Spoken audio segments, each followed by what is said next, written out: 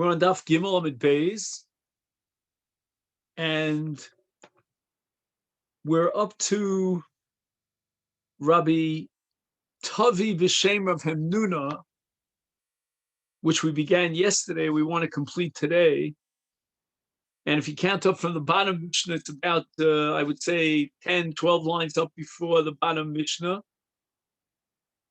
And Rabbi Tavi, in the name of Rav Hemnuna, is explaining the dialogue and the arguments, the dialectic back and forth between the Chachamim and Rabbi Yehuda. Rabbi Yehuda representing, in this case, the Shita that Ben Bukhari testifies about, that the Kohanim came to the conclusion that they are exempt from Shekalim, from the Masechet Shekalim, and based on that drasha of the Kohanim, we are very hesitant and inhibited about accepting the gift of the Kohanim, the Shekalim. However, if they come forward with the gift, then it's not called a chet if we had accepted their contribution of a Masechet Shekalim. So the Chachamim, as presented by Rabbi Tevi, argued against Rabbi Yehuda in a kind of a mimanavshach. And they said to Rabbi Yehuda, how could you tell me on the one hand they're not chayav in Masechet Shekalim, and yet on the other hand, you're telling me that we can't accept their gift and it's not a chet if they went ahead and the Kohanim contributed to the Trumas Halishka. After all, we have halacha that there's a minchas tzibur, and there are three subcategories of minchas tzibur. We have omer, shtei lechem, and lechem aponim, and we have a minchas yachid, when the Kohen brings his own nidava, his own voluntary contribution of a korban mincha. And there's a fundamental difference between minchas yachid and minchas tzibur. Whereas minchas yachid is kulo kolio, it's completely burnt on the mizbeach, and the kohanim don't get to eat anything in that mincha. Not so in the case of a minchas tzibur. There's no din of kolio, and the kohanim will eat the shirayim of the mincha.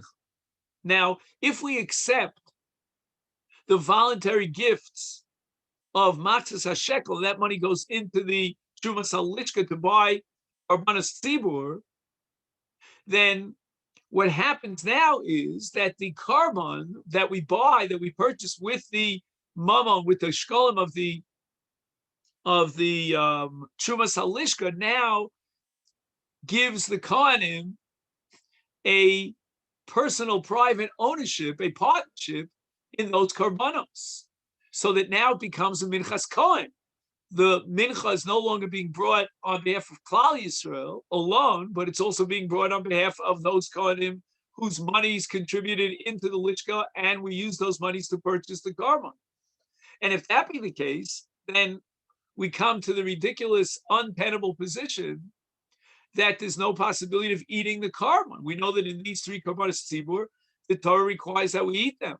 And now we won't be able to eat them because the Kohen came forward with his contribution on a voluntary basis, and that gives him private ownership and property rights to these karbanos, and now the halacha would require that a minchas kohen is kuloi kolil.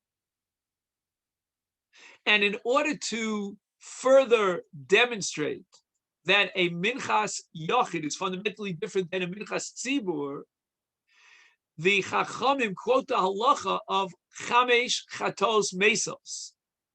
Means that in the case of a chatas yachid, if any one of 5 scenarios become reality, for example, let's say mesu bailov, then we have to burn the carbon. That's not true for a chatas of a tzibur. In the chatas of tzibur, we say that tzibur ain't a mesim, and there's no din of misa. So you see clearly that there's a fundamental difference between a carbon yachid and a carbon tzibur. The Gemara interjects and makes the point that you're playing an unfair game. The Chachamim are quoting a halacha of chatos tzibur eno mesos chatos yochid mesos, which is not accepted by Rabbi Yehuda. Rabbi Yehuda holds that there's no difference between a chatas yochid and a chatas tzibur, and in both cases we apply the halacha l'Moshe Sinai, and in 5 categories of psul we burn the carbon, even though it's a chatas tzibur. But the Gemara doesn't even bother answering that problem, because the Gemara thinks that Chachamim are basically objecting to Rabbi Yehuda because of the fundamental difference between a minchas yochid and a minchas tzibur. Forget about chatos. Let's leave that out. That's irrelevant to our discussion right now. The fundamental difference between a yochid and a tzibur is definitely proven and established beyond a shadow of a doubt by the halacha of mincha. Because in the case of mincha, a minchas yochid is kolil. In the case of a minchas tzibur is not kol, it's nechal. And now, if you, Rabbi Yehuda, based on the testimony of Ben Bichri, have concluded that the Kohanim's drasha will exempt them from the chiyuv of shkolim, they're now giving their own nidava. It's a private, self-motivated, voluntary nidava of Masechet Shekel. Then the money in the Trumas Alishka now is related to the Kohanim in a separate way. It's not integrated into the general mass of Mamonat Tzibur. And if that be the case, then as we said before, when we dip our hands into the Trumas Halishka and purchase minachos, which are minchas hatzibur, those now become minchas kohen by virtue of the fact that the kohen voluntarily contributed into the lishka. So the Gemara says, "Who mosiv lan," that Rabbi Yehuda is going to respond to this argument, this counter argument of the Chacham. And what does Rabbi Yehuda argue? Zo lo nidvas yachid he. The din of minchas yachid, of a minchas kohen shel hayachid, is not chal on the menachos that are purchased from the shkolim in the Trumas Halishka. Why? Because when the Kohanim voluntarily contribute their shkolim, they're doing so what's called litzibur yafa yafa. They have a full intention to contribute this money for the tzibur and on behalf of the tzibur, even though they're doing it voluntarily. They are not interested in having their name on these shkolim, that these are my shkolim, and I want personal, private ownership over any carbon that you buy from these shkolim. And that's called Mosrin es Shekalim Litzibur Yafe Yafe. Ve'inod misvim. So now the Chachamim respond to Rabbi Yehuda. You're now in a bind, Rabbi Yehuda. You're playing for both sides. Because Kevan Shenimso Litzibur, if your assumption is that the Kohanim in fact contribute with the goodness, out of the goodness of their heart, the Mosrim es Shekalim Litzibur Yafe Yafe, to be part of the Tzibur, then why do you tell me that we don't want to encourage the Kohanim to come forward with that shkolim, and only b'di'evet post facto, if the Kohen gave his shekel, he's not a chote. That's all you were willing to grant him, but you never went as far as to say that l'chatchila we're going to allow them to bring forward and encourage them on a voluntary basis to bring forward their shkolim. And basically, before we get to the machlokes about how to decide whether the Kohanim are included in this chiyuv of shkolim or not, which is the last piece of Gemara here before we get to the next Mishnah, we'll try to make some sense out of Rabbi Yehuda. On the one hand, Rabbi Yehuda is very inhibited about encouraging the Kohanim to come forward on a voluntary basis to contribute to the shkolim, their shkolim, to the Trumas Halishka. And that's apparently because there will be a repercussion here that's very negative and very problematic if the Kohanim on a voluntary basis are bringing forth their shkolim, they now have private ownership rights in any carbon that we buy from the Trumas Halishka. And then we're going to be in trouble with those Minchas Tzibur because it would be Kula Kolil. It would have the Chal Shem Minchas Yachid Shel HaKohen, which is Kuloi Kolil. On the other hand, Rabbi Yehuda says that if they come forward with their contribution, we will accept it. But that doesn't make any sense because now you're in a quandary insofar as these contributions are being given as yichidim. They're not being given as part of the tzibur because they're not part of the tzibur. They don't have the chiv to join the tzibur in this gigantic enterprise and effort of raising the shkolim.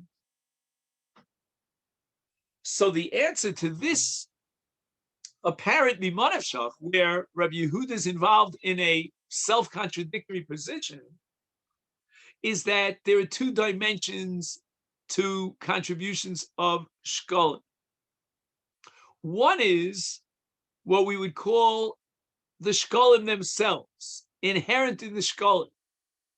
As far as the shkolim itself is concerned, a voluntary gift of the shekel, that shekel is not being given as part of the effort of the tzibur. It doesn't blend and integrate into the shkolim of the tzibur. It's a private donation.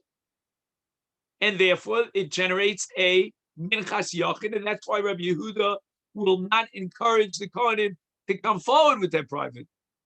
But let's forget about the shekel itself, and let's focus on the gift, on the Maisa Nesina, on the contribution. And the contribution itself is now being given as a Mesira L'Tzibur Yafa Yafa. And therefore, we're going to impact on the shekel and change its status once having been received.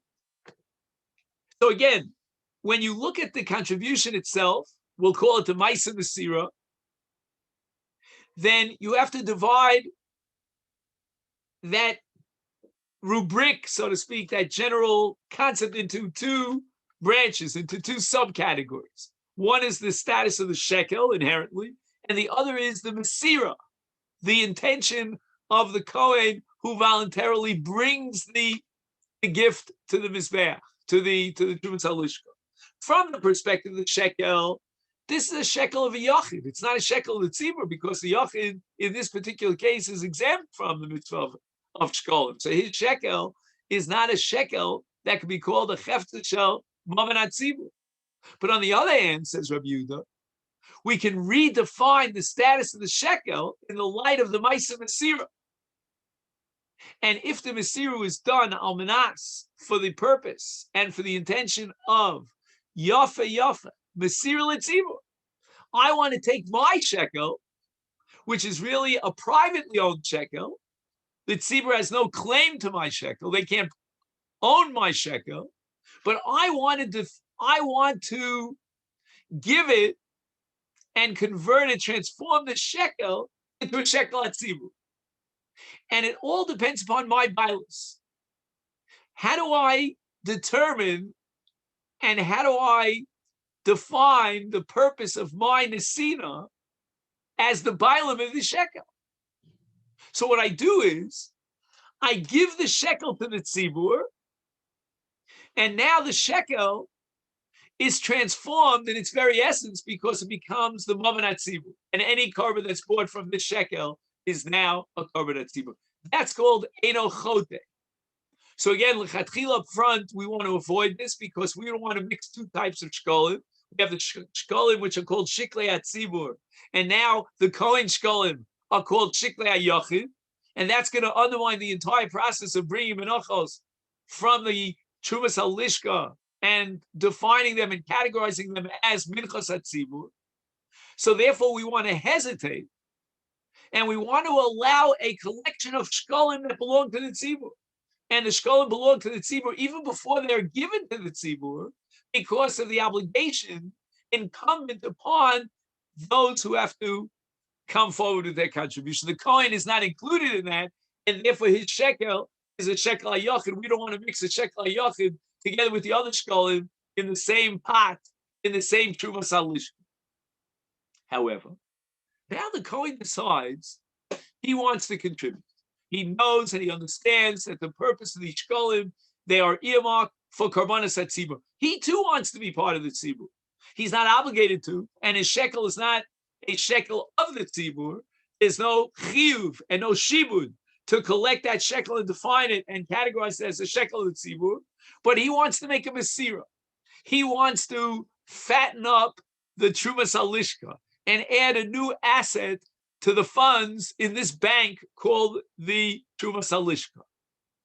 Comes along Rabbi Yehuda, he says, "Hey, no chote, we will accept his gift, his voluntary contribution to the trumas halishka, because his mesira is a mesira yafa latzibur.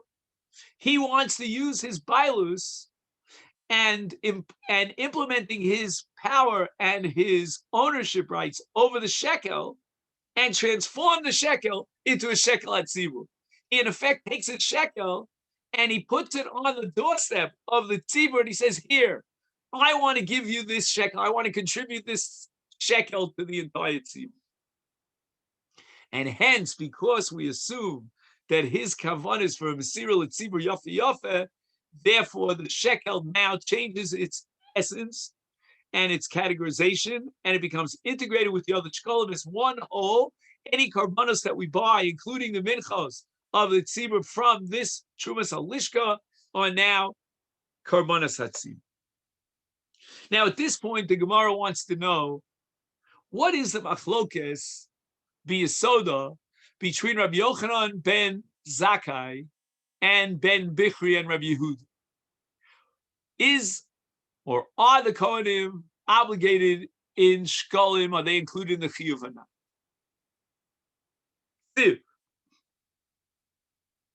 Now I'll read the entire pasuk, which Hashem will read just in 2 days' time here. Zeyitnu kol ha'over al pkudim machzis ha'shekel b'shekel ha'kodesh 20 gerot shekel machzis shekel truma l'Hashem. And the emphasis here is on the phrase kol ha'over al ha'pkudim. Now, pkudim means those who are counted in the census. But what does it mean over? Over means that you have a long line of people. The Brits, my British friends, calls it a queue. And one by one, they pass by, give their matzah shekel, and we count their matzah shekel. That's called over ala pkudim. Shevet Levi was not over ala pkudim. Why?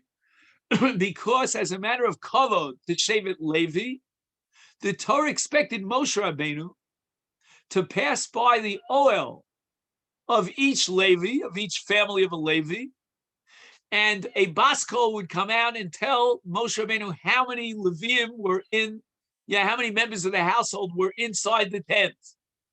They were never over ala pikudim. They were not part of the line of people who passed by one to contribute their matzah shekel.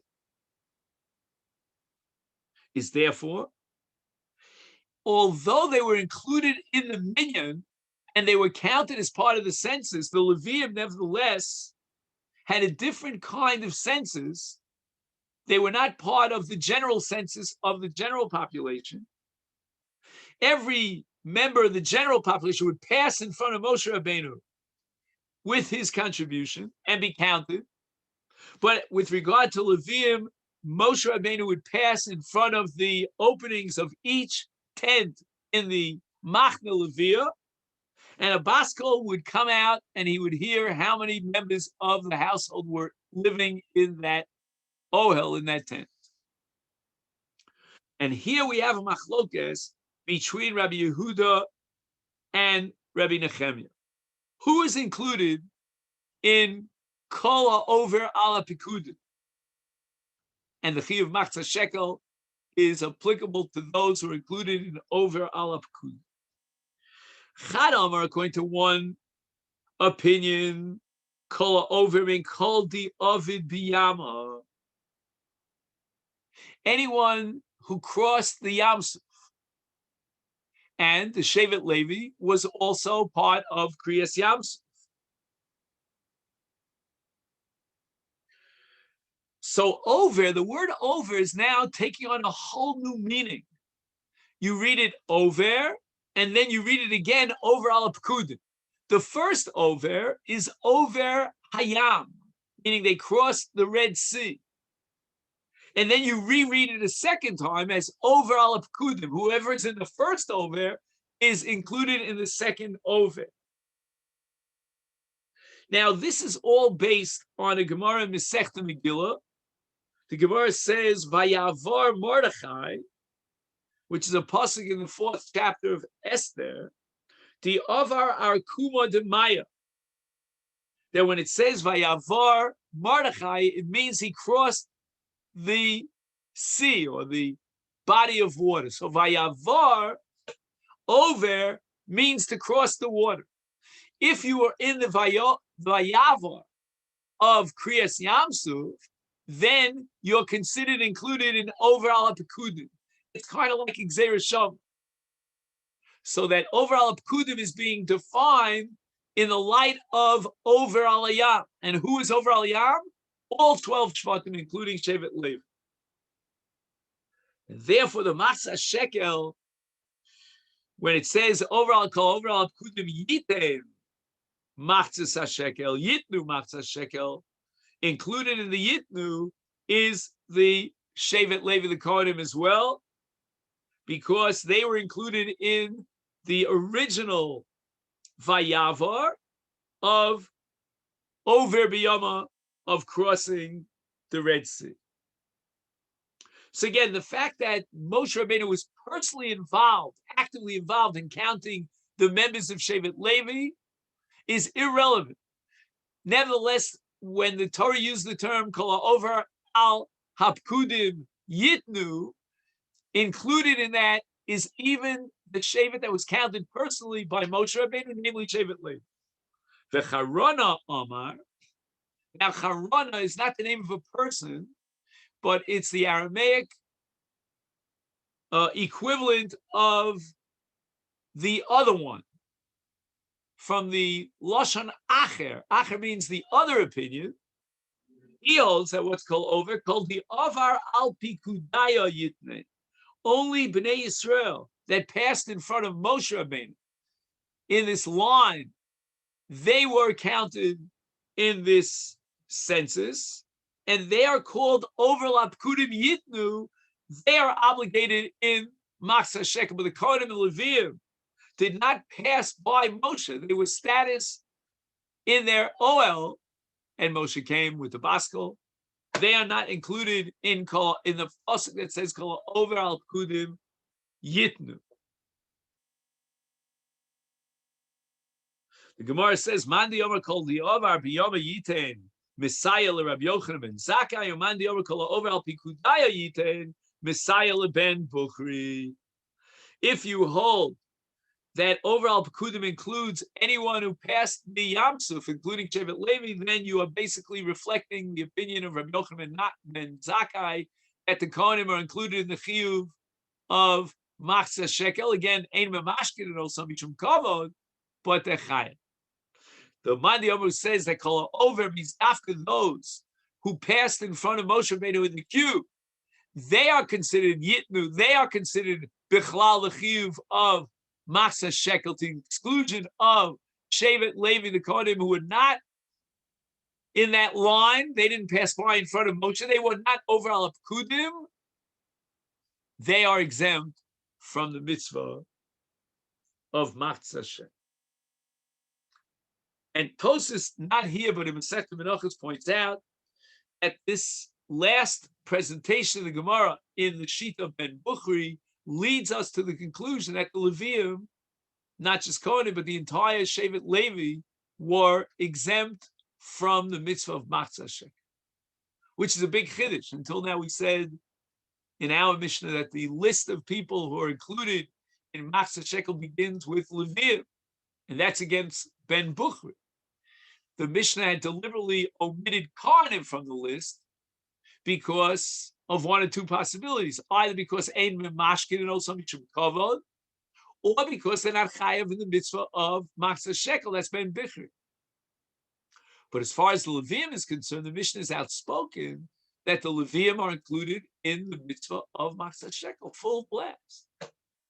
And that cannot be true according to Ben Bukhari, because if you're like Ben Bukhari, then you're talking about over al Pkudim, they were on the line, they came in front of Moshe Rabbeinu, and the Levium were not included, therefore they're not included in Yitnu, they're not chayav in Masechet.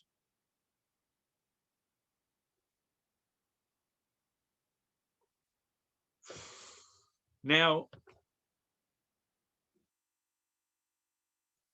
in the we're up to the new Mishnah,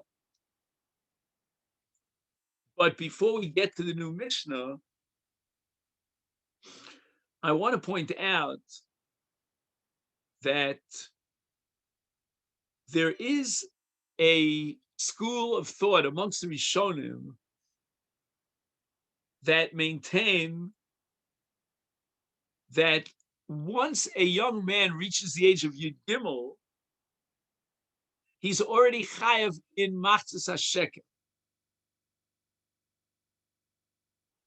And this is the opinion of none other than the Rambam and the Ramban. They are chayav min Torah once they reach Yud Gimel, in the same way that a 20-year-old is chayav in Masechet Shekel. And the only difference is that there's no memashkin.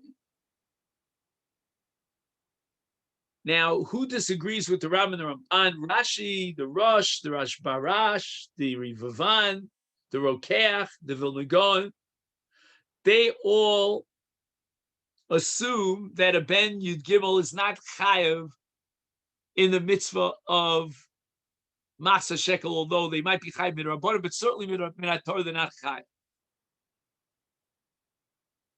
Now, if you accept the Shita, the very unique approach of the Rambam and the Ramban, that once the child reaches the age of Yud Gimel, he's chayav min Torah like he's chayav in all mitzvahs, he's chayav Masechet Shekel. Why does the Mishnah say ein memashkin?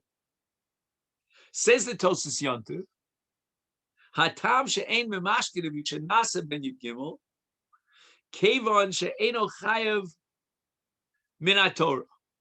That what the Rambam and the Ramban have in mind is a chiyuv d'Rabbanan. That's not the simple pshat in the Rambam and the Ramban. And he writes that the Aruch HaShulchan completely rejected this Tosas Yontif. And the Aruch HaShulchan writes that af hu chayav min Torah. According to the Rambam and the Ramban, the Ben Yud Gimel Shonim is chayav min Torah.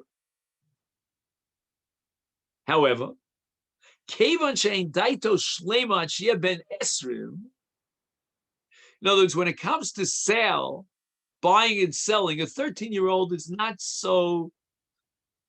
What's the word with a P? It starts. They're not so. Savvy. I'll use that word. They're not so savvy. In fact, the Gemara says above Basra that if a son sells nechasim, which he inherited from his father, and he's less than 20 years old, the sale is not valid. We don't believe that daito shlema, that he has a mature in the financial world. Again, he's mature in every other mitzvah, but not as far as finances. And therefore, the Chachamim felt that with regard to a katan who now became a gadol, and he's 20 years old, he's 13 years old. He's not yet 20. Since in Dine Mamanos, he's not really daito shlema. Usually we say a katan is la bardas. Now we're saying that in Dine Mamanos, even a bar mitzvah boy is not a bardas in the full sense. Again, I'm not saying that all his transactions are invalid, but certainly in the case of Mocher Nichsei Aviv, the Gemara says that his transaction is not valid. is therefore the Chachamim say, you know what? When it comes to Didi Mamonis, and we're going to now confiscate his property through the halacha b'mashkinin, we're not going to apply that with regard to the kotel.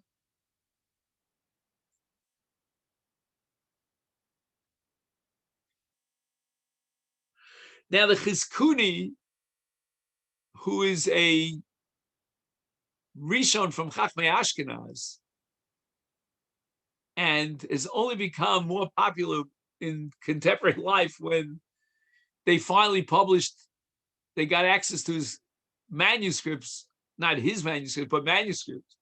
He writes that he agrees with those Rishonim that a Katan until he's 20 years old, I'm sorry, a Ben Zachar until he's 20 years old, even though he's Bar Mitzvah, he's not Chayiv Min Torah in the Mitzvah Shekalim. But he adds a new dimension to strengthen that position as to why a young man who's less than 20 is not Chayiv in Shekalim. She'enam tzrichim kapara. That the mitzvah of matzah shekel has an element of kapara in it, and that kapara is meant to protect every individual who contributes from the negev, lo yad negev b'chorosam. The ein bezdin shalmala onshim pachos ben esrei. Although here in our human courts on earth, we will punish a 13-year-old with Edom and Asra if he violated a law of the Torah, but up in Shamayim, with regard to Onshe Shamayim, which is the subject of Kapara, there's no Onet Shamayim in the case of a young man who's less than 20 years old. That's why you may remember Rashi at the beginning of Chai Sarah, when it says, right, Sheva Shana v'Esrim Shana. So the Esrim Shana, Rashi says that she's not a bar onship. She doesn't have any punishments, as if she were less than 20 years old.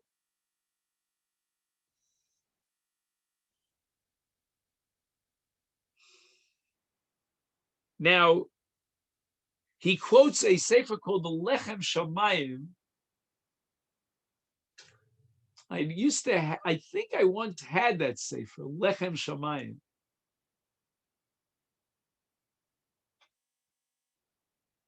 I don't see it now. Anyway. So he writes, Hatam Shem Mimashkin, which is Shaloshan Apostle, mi ben Esrim Shana v'Mala, umi kol makom chayav mi ben Yud Gimel. Mishum shegam heim avru bayam. Right now we're going according to Rabbi Yochanan ben Zakkai, that avru al pkudim includes even those with Moshe Rabbeinu had to come in to pass by their oil. Why? Because they were over al pkudim, meaning over al ayam, so they are chayav. However, since the Torah says that we're going to collect from everyone who is ben esrim, that has to do with the halacha bezdin coercing and putting pressure on a person to come forward with the shkalim. There we wait till he's ben esrim. But as far as the chiyuv is concerned, we're going according to that interpretation that overall pkudim includes anyone who passed over the yams. What's unique about this approach to the Lechem Shamayim is that Ben Esrim is not telling us anything about the chiyuv itself. And we have to go down that alleyway if we hold like the Rambam and the Ramban that once he becomes Ben Yud Gimel, he is chayav in the mitzvah shkolim, no less than any other mitzvah. We're going to have to now reinterpret the Ben Esrim in the Pasuk in the light of the Lechem Shamayim. It means as far as Bezdin getting actively involved in the collection process of the Masechet Shekel, they wait till he's a Ben Esrim. And in a sense, it's a different version of the Chizkuni. Again, let's keep in mind, the Chizkuni holds that if you're less than Ben Esrim, you don't need kapara in Onshe Shemayim, and therefore you're not chayav in Shkolim. But we're going to offer another interpretation in order to defend the Ram and the Ramban, and we're going to take a certain element from the logic and the analysis of the Chizkuni. We're going to borrow it. When I say borrow it, the Chizkuni insists that Ben Esrim is a Tanai in the Chiyuv. We're going to say, no, we hold like the Ram and the Ramban, and Ben Esrim is not a Tanai in the Chiyuv, it's only a Tanai in the Mashka, in the Mashkin also. No, so when does the Chiyuv emerge? If Ben Esrim is a different halacha, with his Chiyuv mitzvahs for all mitzvahs. Now you'll ask me, why ain't Mashkin also, if he's Chayav? And what did the Torah intend to tell me about Ben Esrim? And the answer is, based on the Chizkuni, again, that's one approach, that the reason why Ein Mashkin also because they don't need that kapara, because there's no Onshe Shemayim until they become Esrim. The alternative is Ein Mashkin also because we want to go easy on them, these youngsters, these adolescents, before they are savvy in transactions and business interactions.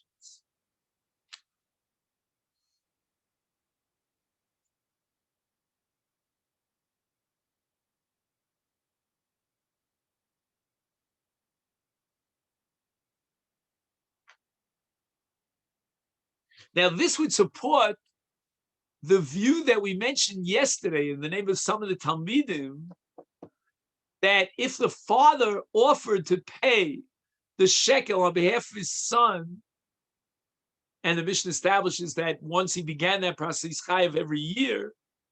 If the father dies before the son reaches the age of 20, then the son now is full-fledged chayav in Masechet Shekalim. And we said it doesn't make any sense. Just because the father made his decision that he wants to offer voluntarily to pay on behalf of his son, therefore his son becomes chayav. But the answer is, we're going now with the Rambam and the Ramban. And the chiyuv is chal on the son once he reaches bar mitzvah age. We're not going to actually collect it. The father now plays the role of a collection agency and decides, well, you can collect it not from him, but from me.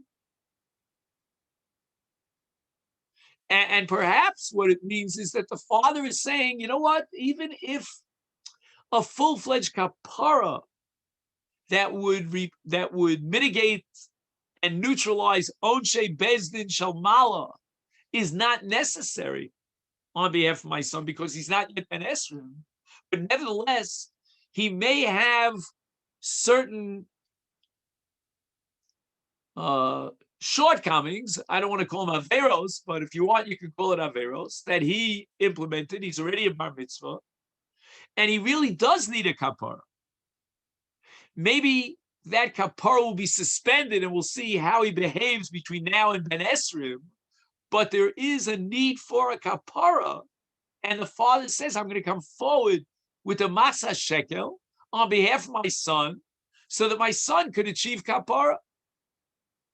And that activates, or shall we say, in a sense, sucks the son into the parsha of kapara. The Torah said, as far as the Chizkuni is concerned, you don't need a kapara until you've been Esrim. But that's conditional. If the son straightens himself out in whatever avera he was lacking in his failings and shortcomings, then we're going to waive the onish and bezin shel shamayim. But it's not a guarantee. It could be that the impact of his avera as a Eino Ben Esrim will be felt after he becomes Ben Esrim. And therefore, the father says, my son needs kapara, and I'm going to offer the Masechet shekel on his behalf. But it's really on his behalf because the kapara is going to accrue to the ben.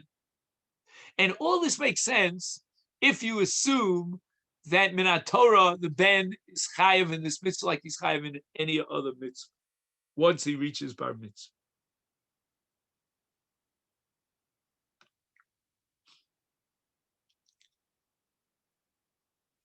Now, there's an interesting discussion here about women and tfilas musaf. And Rabbi Kiva brings a tshuva of the Pesomim Rosh that women are exempt from tfilas musaf because the tefillah of musaf is purely karbanos, and a woman is not included in shokeles matzas hashekel. Therefore, the women had no part and no chelik in the karban tzibur. Musaf is a classical karban tzibur, and the tefillas musaf is a replacement for karban musaf. But if they're not part of the karban musaf because they don't contribute shkalim to a karban tzibur, and musaf is a karban tzibur, then ipso facto they're not chayav in tefillas musaf. A very interesting conclusion that comes out of our Gemara when we deal with the issue of women and shkalim. I'm just a little concerned here because if you're like Ben Bukhari, who says that the Kohanim are not chayav in Masechet Shekel, does that mean the Kohanim don't have to daven Musaf? And we said that it could be according to Ben Bukhari, even Leviim are not chayav in Masechet Shekel. And therefore, Levi doesn't have to daven Tfilas Musaf. I don't know if that's good news or bad news, for the Leviim. But if you're sitting at a Shabbos table and somebody says to you, you're a Levi, you're not chayav in Tfilas Musaf, don't throw him out. Again, with various combinations, it could be that what he's saying makes sense. Now, on the issue of the back and forth between the Chachamim and Rabbi Yehuda regarding the issue of do we receive shkolim from the Kohanim on when they volunteer to do so, according to Ben Bukhari, and it's Eino Chote, and back and forth the Chachamim, there's an entire page here of fine print here in the back of the Masifta. I'm going to try to work on this B'li Neder on my own, and maybe on Sunday I'll report back to you. But for now, I would like to make a schola on the next mission.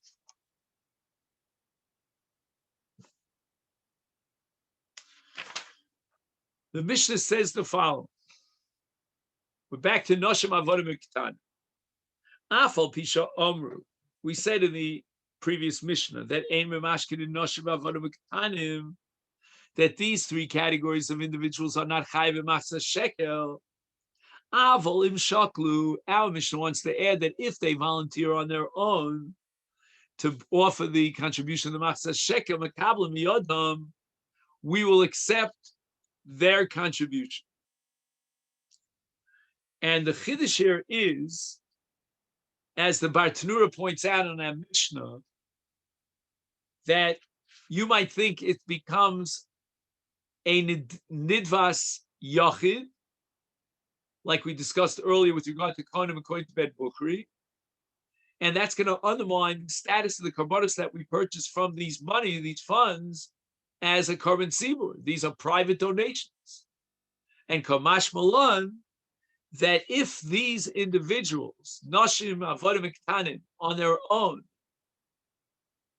initiative and with their own desire, they want to contribute, they want to be part of the tzibur, they're not contributing as a private donation, but rather Mosrim Latzibur Legamre, Yafe Yafe, such that now these funds become shkolim of the tzibur, and when we purchase the karbanos are karbanos tzibur. And in the note here, he quotes the Shara Melech. He says that Hagam shebegemara muvur mea Mishnah kan medabers bekatan, and it could very well be possible that we have a serious problem with a katan who comes forward with a contribution of a Masechet Shekel. The Edo Yochel Lahaktus min HaTorah Kol Shelo Hevi Shtei Saros. If the katanim here in our Mishnah include even katanim in the classical use of the term katan, means less than bar mitzvah, or less than shtei saros, then he says, Einu yochel lahaknos min haTorah. A child could not bequeath or transfer ownership according to Torah law. He could be as smart and as advanced as the Vilna Gaon, but he's still a katan, and he doesn't have what we call the halachic das to effectuate a kinyan. How can we accept his shkalim?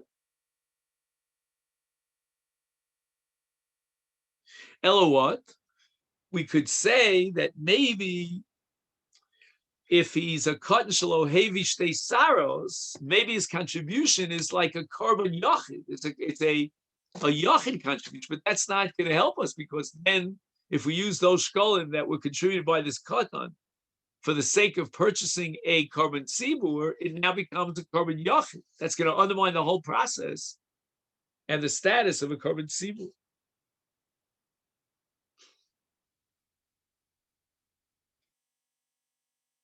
And he says the following, that the only way we can understand on a deraisa level how we accept the contribution of the shkolim of a katan who's lo igia l'shtei saros is only if we assume bittul barov, which means that when he contributes his matzah shekel, this young boy, and it now goes into the pot of matzah shekel that came from the tzibur, it's butter. Now again, we hold midrabanan that you need shishin. And not only that, min b'mino afil bi'elef lo butter. So you have a matzah shekel mixed up with another matzah shekel. That's min b'mino. But all that is derabanan. On a doraisa level, it's butter. And that's why we will accept the voluntary contributions of the cut.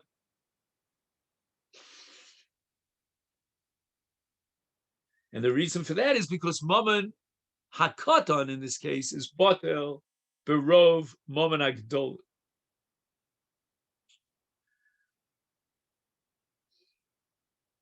Now, what's a little bit confusing to me is what is the status of hakna of a katan? Again, doraisa, it's nothing; it's meaningless. But on a drabanan level, his hakna is valid.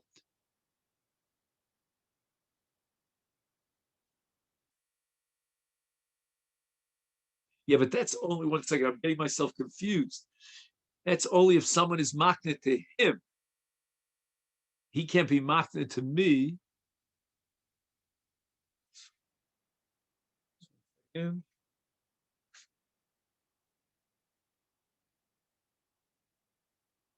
Unless this is a special halach in shkolim. It's a special takana that operates midin hefker bezin hefker. Let me just see, if you don't mind for a second.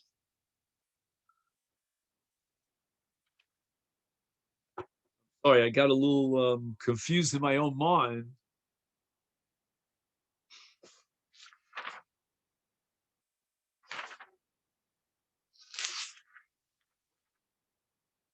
Let's see if he has an additional elaboration here.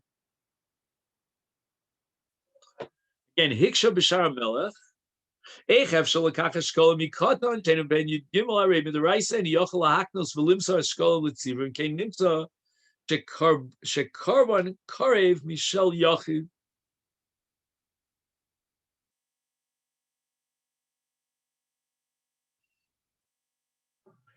Here, came into Rov Hashkolim Heim Michel Tzibur, Misbatlim Shiklei Aktana B'Rov.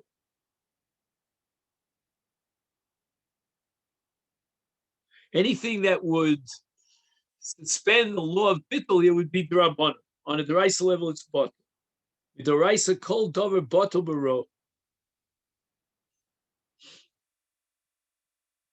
Oh, the lachain asi takanta de kinyan rabbanon, which again I don't understand exactly what that means. Sha'amru shekatan yochel haknos.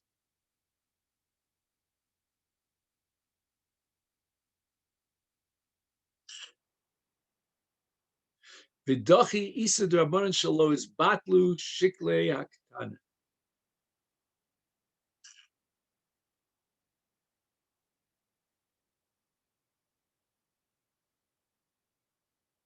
He assumes without blinking that there's a takanas chachamim that yochel hakna.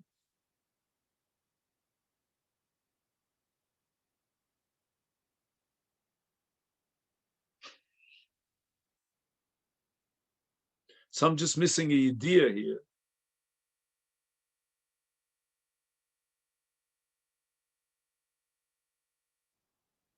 Then he quotes the Ktsos HaChoshen. There's a general, this is an issue all over Shas, whether a Kinyan D'Rabbanan is Moel Doraisa. Like, for example, if I'm Konis something with Dalit Amos, which is a Kinyan D'Rabbanan, can I be Makadish and Isha?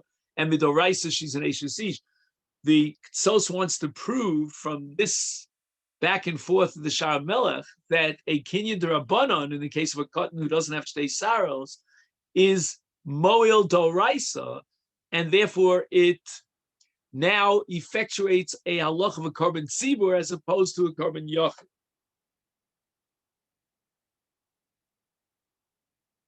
And lachein efshal lekabel be'aktan.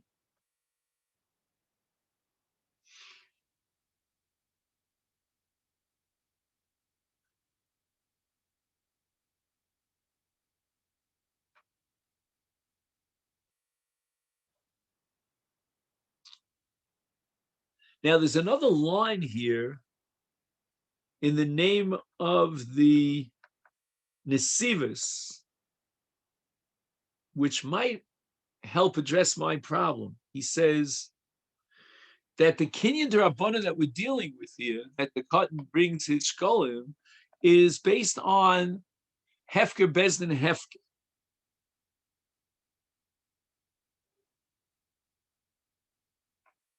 And he says that Hatam she'efshal lekachat shkolim miktanim shemidrabanan yecholim lahaknos hainu. Listen to this. Hainu sheyotza mirshusa.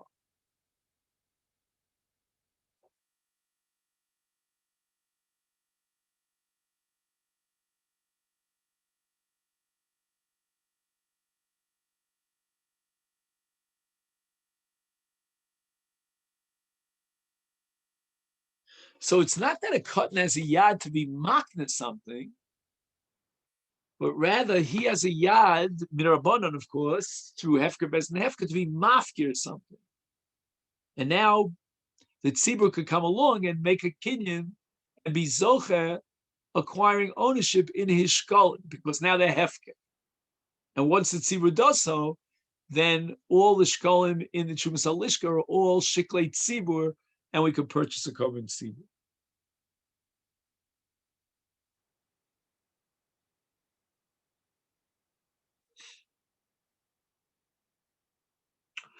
I don't know. The Gemara in Sukkah, that's what's bothering me the whole time. You remember the Gemara in Sukkah that a father, or for that matter anyone, should not be makne the Dalid Minim to a katan on the first day of Yontif unless they've already been Yotzei themselves, because the Torah says L'kachim Lachem, and the condition in Lulav is that you own the Lulav.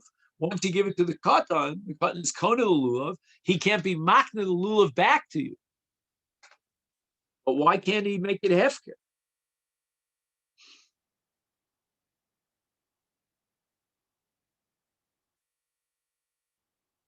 I don't know. I'm missing this. Is what the Israelis call this charba haskala. You familiar with that phrase? I'm just missing something here.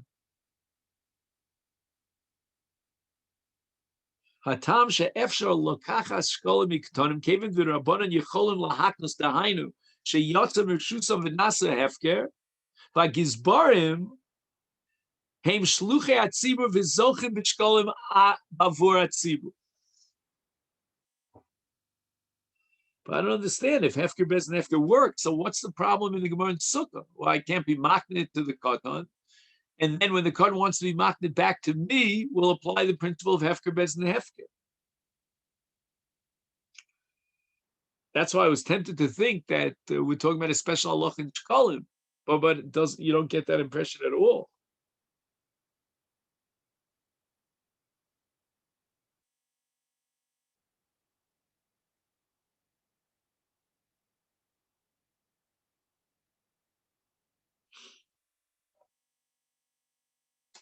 This I don't understand. This I'm just missing some piece of the puzzle.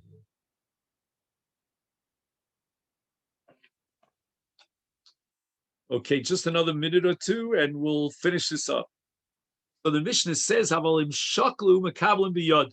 So we can't accept the shkalim of nashim avodim ktanim, which was a voluntary gift. But again, it's going to be on the condition that they are moser latzibur yafiyaf. Or in the case of a katan, all they have to do is remove their ownership, and now the gizbar will be kona on behalf of the tzibur. But hanachi vakusi sheshaklu ein mekablim. In other words, the Torah says, "Umiyad ben necher lo sakrivu es lechem elokechem." So we cannot purchase a carbon tzibur from the monies of a ben nechar, and therefore, if we accept a contribution of a machzah shekel from a ben nechar, then the carbon that we buy from this money cannot be brought on the mizbeach.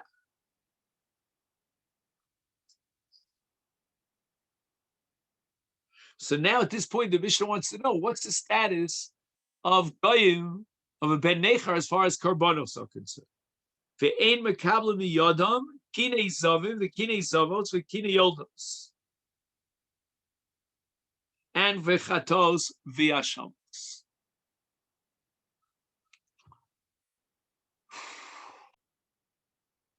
And he says here, "Ein mekablim miyadam shalakusim zavim and zavos and yoldos bring their tara from a kan shel shtei torim o shnei bnei yona." And these are kine zavim and zavos and yoldos. And even though these laws apply to kutzim, because we have dine tuma in the case of kutzim, let's assume the gerei MS, that they had a status of gerim. But nevertheless, Gazru Chacham Shelo Lekabel Mehem Karbonos Litarosam. These karbonos would not be accepted from them for the purpose of Tara. Kidei Shelo Yavo Lischaver Imoim. This is a way of being marchik us from the kutzim. V'chein ein mekabel miyodem chatos v'ashamos. We will not accept neither a chatos or an osham from kutzim. And that applies if they worship Avodah Zarah, or perhaps any one of the mitzvahs they violate. And in the case of a Yisrael, they would be chayiv chatos for that violation, or gazal echad michavero, the kafar, the nishba, the hoda, etzel Yisrael mischayiv bi osham, a makabel mishum sheparshas chatos. The Parshas Chatos nemer b'nei Yisrael might nochrim. The Asham hukash le Chatos. Aval makabel mehem nidorim unidovos. And that's what the Mishnah says now. Zeh klal kol she nidar v'nidav makabel miyadam. In other words, let's say, for example, a carbon ola shlamim, or for that matter, mincha. And we have Ophos and Menachos, Lavona, Eitzim. All these are Nitan Lin Nidava. Kolcha Eno Nidar V'Nidav. If it doesn't lend itself to Nidava, like for example Chatas and Osham, is even though he took a Nidava, is Ein Mekablim B'Yada. We do not accept their Nidava. And the Taklin Chadatin adds another point here, that even if they would give the Nidava as a contribution to Bedek Habayis, for the upkeep of the Mikdash, which is a Kedushas Damim as opposed to Kedushas Guf, nevertheless we will not accept it. V'chein meforash al yidei Ezra. And the Mishnah now quotes a source for this halach that we don't receive their gifts and their karbanos from Ezra, because when the Kusim heard Oivei V'tzarei Yehuda Binyamin, that Bnei Yisrael were building the Beis Hamikdash, the Heichal Hashem, is Panu Emu Bikshu L'Sayeh. the Kusim wanted to join in the contributions, and they declared Nivne imochem, let us join in building the Beis Hamikdash v'sirvu lekabel mehem. And the Chazal established that we won't accept their contribution. Shenemar, and the pasuk reads, "Vayomer lehem Zerubbabel v'Yeshu v'Shar Rashi Avos Lichol lo lachem v'lanu livnot Beis Elokeinu." And we learn from this that we don't accept from them even for Bedek Habayis, livnos Beis Elokeinu. Further, it says in Nehemiah, "V'lachem ein chelek utstaka v'zikar b'Yushalayim," which means that even a carbon tzibur, they don't have a chelek in the carbon tzibur. And the Mishnah continues here on Daf Dalid Amud Aleph. So Bli Neder, that's what we'll pick up on Yom Rishon.